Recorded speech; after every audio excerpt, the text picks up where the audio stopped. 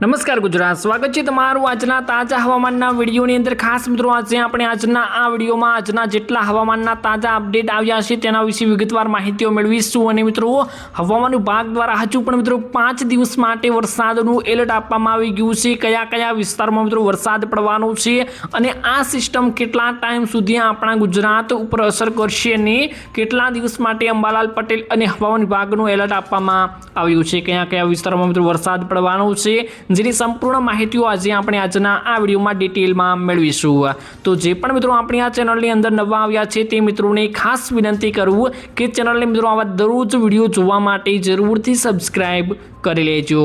તો ખાસ મિત્રો હવામાન વિભાગે રાજ્યમાં વરસાદની આગાહીઓ કરી છે।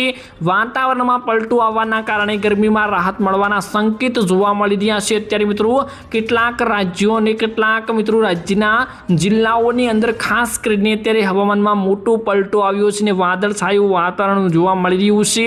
પવનની ગતિ પણ મિત્રો વધી ગઈ છે અને ખાસ કરીને ઠંડુ વાતાવરણ જોવા મળી રહ્યું છે। અત્યારે ગરમીમાં પણ થોડીક રાહત મળી હોય તેવું લાગી રહ્યું છે। બધા મિત્રો જિલ્લાઓની વાત નથી કરતો, ગુજરાતની અંદર એવા કેટલાક જિલ્લાઓ છે જેમાં મિત્રો અત્યારે પવનની ગતિ 40 થી 50 કિમી પ્રતિ કલાકની જોવા મળી રહી છે। તો ખાસ મિત્રો તમારા વિસ્તારમાં કેવી ગરમી છે અને કેવો અત્યારે પવન જોવા મળી રહ્યો છે તે પણ જણાવજો।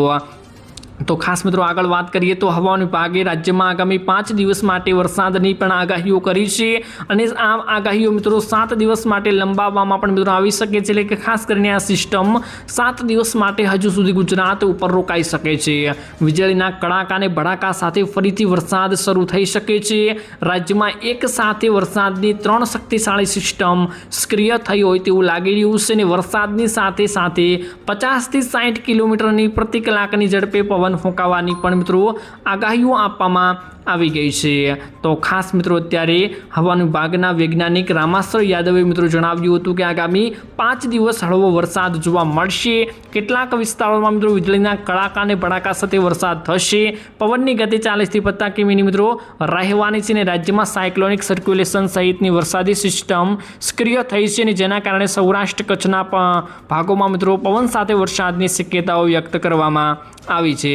હવામાન વિભાગના જણાવ્યા પ્રમાણે મિત્રો આગામી 3 દિવસ તાપમાન સ્થિર રહેવાનું છે, ત્યારબાદ ગરમીમાં ઘટાડો થવાની સંભાવનાઓ છે। અમદાવાદમાં ગાંધીનગરમાં 42 ડિગ્રી તાપમાન રહેશે।